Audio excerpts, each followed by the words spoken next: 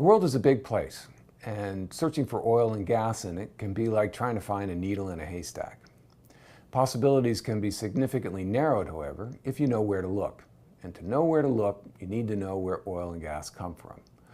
Which brings me to bacon. Cooking bacon produces oil and gas, both of which are brimming with hydrocarbons or molecular chains of hydrogen and carbon atoms. These oil and gases are released from protein and fat cells in the bacon that break down under heat from the stove. Cooking bacon is a greatly speeded up analogy for how oil and gas form in nature. Rather than bacon, the primary source of the oil and gas is microscopic marine organisms, also known as plankton. Plankton are the most abundant form of life in the oceans and the base of the marine food chain. The kitchen for oil and gas is the offshore, where sediments eroded from the land accumulate.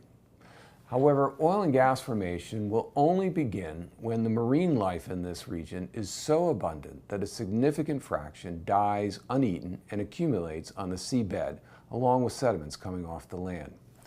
I have here a rock that is chock full of fossils embedded in a fine clay matrix, sediment that was eroded off of some ancient landmass.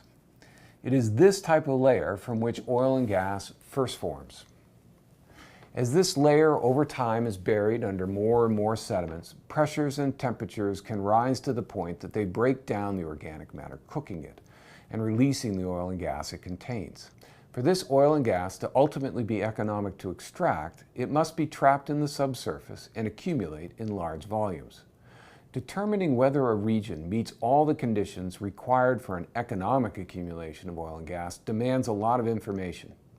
We do know where to start to look for oil and gas, though, and that is in the offshore environment with prolific marine life and high sedimentation rates. In modern ocean basins, this is off of major rivers. On land, it's regions with rocks like this that indicate that at some point in the past, the environment was conducive to forming oil and gas.